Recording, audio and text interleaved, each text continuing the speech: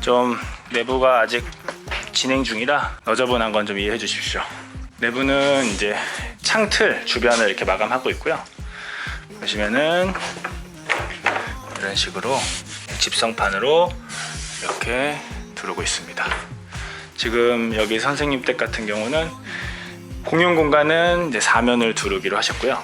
내부 방은 이렇게 하부만 이렇게 나무 원목 집성판을 대고 옆면은 이렇게 도배로 똑같이 마감을 하기로 했습니다.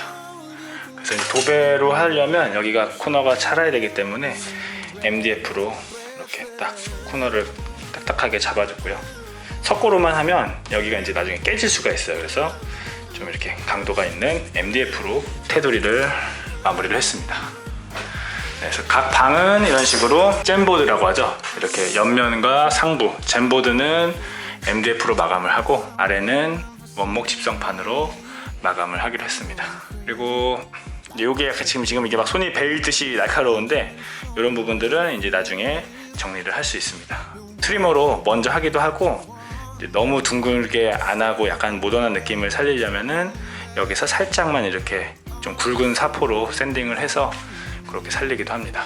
저 위에는 배관들이 좀 지나가서 이제 이렇게 등박스를 만들어서 간접등이 들어갈 자리예요. 지금 이게 이렇게 될 수밖에 없는 이유가 이 구조 골조에서 보셨겠지만 이 골조용 패럴램 보가 있습니다. 이거는 뚫을 수가 없어요. 뚫어서도 안 되지만 뚫리지도 않습니다. 잘 밀도가 단단해서 그래서 지금 이제 환기라든지 뭐 에어컨 배관 같은 게 다 이 아래로 이렇게 다 지나가게 지금 작업이 됐습니다. 그래서 이 부분은 이렇게 등박스를 하나 만들어서 마치 조명을 연출하기 위한 등인 것처럼 해서 저 부분을 가리는 거죠.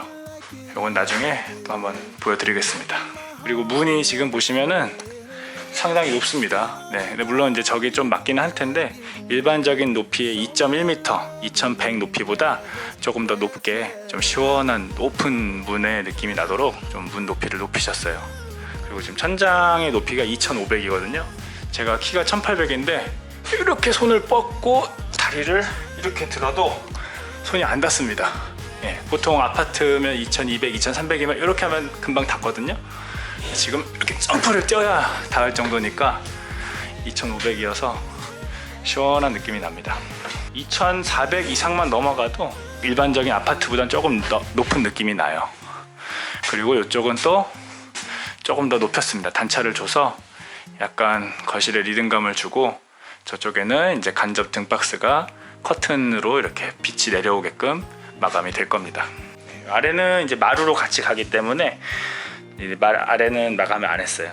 1층 욕실인데요. 보시면 저 단열재, 흡음재가 다 들어가 있고 그 흡음재 쪽으로 물이 들어가지 않도록 불투습 비닐로 다 막았습니다. 천장도 이렇게 테이핑까지 다 했고요. 저기 환풍구가 있죠. 네, 그래서 저거 높이 아래까지 정도가 이제 타일이 붙을 예정이고요. 일반적인 아파트보다도 굉장히 높습니다. 지금 제가 이렇게 손을 댔을 때 저 타일 끝이 안 닿아요. 네, 그 정도면 화장실 치고 굉장히 답답하지 않은 그런 화장실로 될 겁니다. 여기 보시면 여기 이제 젠다이가 만들어질 텐데 그 전에 이렇게 여기도 다 기밀 테이핑을 해서 이제 물이나 습기가 들어가지 않도록 작업을 했습니다. 네, 그래서 물론 방수가 1차적으로 잡아주지만 이제 습기도 막아주는 불투습 망을 했기 때문에 방수는 기본적으로 다 되는 거고요. 공기까지 이렇게 막아주는 화장실입니다. 그리고 보시면 곳곳에 이렇게 합판이 붙어 있는 데가 있습니다. 주방이라든지 신발장이라든지 여기는 세탁실 그리고 화장실. 네, 이렇게 합판이 붙어 있는 자리는 상부장 같은 가구가 걸리거나 현관 신발장 같은 가구가 걸릴 때는 이렇게 튼튼하게 합판으로 이 벽에다가 고정을 해서 하중이 실릴 수 있게끔 먼저 작업을 해 놓는 겁니다. 타일이 붙는 면도 타일에 그 하중이 걸리기 때문에 석고만으로 하면 좀 이제 무리가 갈 수 있어서 이제 이 벽이 수축 팽창하는 거를 좀 잡아주는 보강제라고 보시면 됩니다. 그래서 이쪽도 이제 마감을 할 거고요. 여기 보시는 이 석고보드는 제 옛날 영상에 나와 있는데 메이드 인 USA라고 해가지고 미국에서 물 건너온 겁니다. 댄스쉴드라는 제품이에요. 화장실용 석고보드입니다. 일반적으로 화장실에 시멘트 보드를 설치하고 거기에다가 이제 방수를 하시는데, 이거는 이제 파이버 메쉬가 이렇게 들어가 있고 이 안에 밀도가 일반 석고랑은 비교가 안 될 만큼 굉장히 치밀하게 되어 있습니다. 그래서 이거 제가 그 테스트한 영상이 있는데 물을 안 먹어요, 얘가 진짜 확실히. 그래서 미국 같은 경우는 화장실도 건식으로 쓰는데 샤워 공간에 쓰는 전용 석고보드입니다. 근데 이제 우리나라는 화장실을 전체 다 습식으로 쓰기 때문에, 물론 이제 물을 그 중에 많이 쓰는 공간은 저쪽 샤워실이 되겠죠. 근데 이제 물 청소를 한다든지 습기가 가득 찬다든지 전반적으로 습식으로 쓰고 있기 때문에 이 전체를 저 댄스쉴드로 마감을 하게 됩니다. 그리고 그 위에 방수가 들어가고요. 그리고 여기 보시면 계단실인데요. 계단실도 합판이 붙어 있습니다. 이런 계단이 있는 공간은 2층에 뻥 뚫려 있어서 구조적으로 좀 불안할 수 있는데, 이런 계단실 같은 코어 부분은 이렇게 합판으로 잡아주면 이 벽이 전단벽이 돼서 뭐 지진이 오거나 뭔가 건물에 옆으로 오는 충격이 왔을 때 이 공간을 잘 잡아주는 그런 역할을 하게 됩니다. 난간은 이 바닥 사람 손 높이가 한 85cm에서 95cm를 보시면 돼요. 그래서 이제 일반적으로 90cm를 평균적으로 보시면 됩니다. 그리고 여기 보시면 단열재 같은 게 있는데요. 이거는 단열재로 쓰는 건 아니고 실내 벽에 쓸 때는 흡음재로 사용을 하고 있습니다. 단열재는 지금 여기 들어가 있죠. 네, 셀룰로즈로 들어가 있고, 여기는 실내의 공간의 소리를 막아주는 흡음재입니다. 여기는 이제 보일러실이에요. 그래서 보일러실에 소음이 오지 않도록 들어가 있고요. 원래는 이렇게 있었어요. 근데 이렇게 이 부분을 좀 이렇게 밀어내 가지고, 머리가 보세요. 제 머리 위에 제가 180이 조금 넘는데 제 머리가 이렇게 닿지 않게끔. 원래대로 하면은 이제 머리가 이렇게 살짝 거의 한 요 정도 남는 정도의 높이 차이가 있었습니다. 도면대로 해도 2100 정도까지는 나왔어요. 규정에는 맞아요. 근데 이 뭔가 닿을 것 같은 그 불안함이 느껴지거든요. 그래서 이렇게 좀 깎으면 그런 부분이 좀 많이 상쇄가 되죠. 그래서 이렇게 머리 공간이 여유 있게 마감이 됐습니다. 네, 2층은 이렇게 양쪽에 방이 있고 가운데 공용 거실이 있어요. 네, 그래서 이 거실을 이렇게 창이 멋있게 되어 있습니다. 이 창이 이제 춘천시를 바라볼 수 있는 이 집의 전망창입니다. 네. 공용 공간인 만큼 또 이렇게 사면을 다 나무로 이렇게 둘러서 좀 뭔가 인테리어적인 요소 느낌을 나도록 했죠. 네.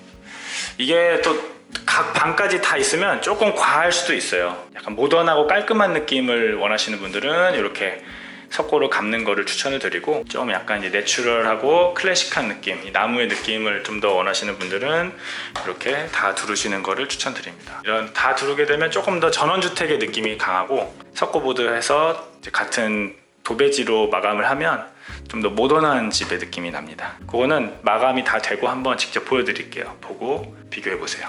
뭐 일반 아파트 인테리어에서도 많이 보셨을 텐데, 이렇게 코너 부분, 바깥 코너 부분은 꽝 해서 깨질 수가 있기 때문에 이런 식으로 MDF로 단단하게 잡아놨습니다.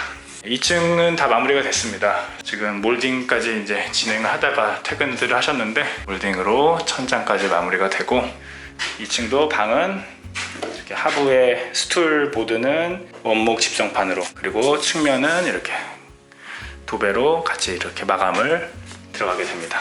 항상 이제 제가 보는 부분이 이 부분이에요. 이렇게 문이 딱 열렸을 때 이렇게 때리거든요, 여기를.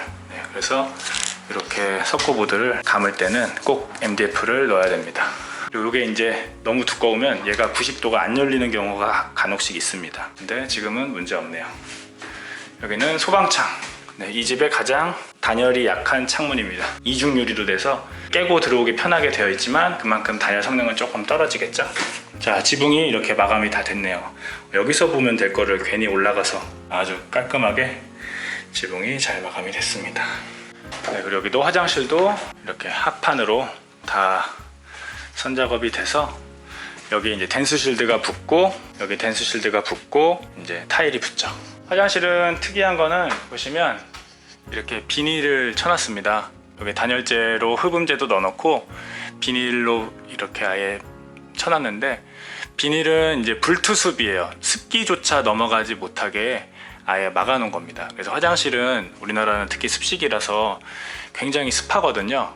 이 합판을 뚫고 들어갈 그 습기가 벽으로 넘어가지 않도록 아예 습기 막을 만들어 놓은 겁니다. 그리고 위에도 이렇게 비닐 막을 쳐서 습기가 여기 안에만 사우나처럼 갇히게끔, 이 건물 딴 데로 올라가지 않게끔, 넘어가지 않게끔 해놨고요. 그래서 화장실은 이렇게 환기를 자주 해주시고 문을 열어 놓으시고 또 환풍기를 켜두시기를 추천을 드립니다.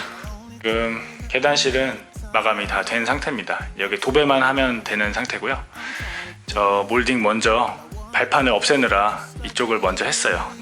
내일부터는 이 2층 전체 몰딩 작업 진행이 될 겁니다. 방 하나는 다 됐네요. 보시면 이렇게 평몰딩으로 했습니다. 정식 이름은 계단 몰딩인데 마이너스 몰딩이라고 이제 유사 마이너스 몰딩들 많이 쓰시는데 그거보다는 좀 그냥 이 플레인한 평몰딩이 저는 좋더라고요. 깔끔하고 유행 안 타고 심플한 맛이 있습니다. 이거거든요. 이거를 이렇게 천장에 붙이면 저런 식으로 천장 몰딩이 되고요. 이 아래다가 이렇게 붙이면 걸레바지가 됩니다. 걸레바지도 두꺼운 거는 저도 별로 선호하지 않아서 통일이 되는 거죠. 위랑 아래가 같은 두께로 통일이 돼서 이게 되게 깔끔하게 잘 나오더라고요.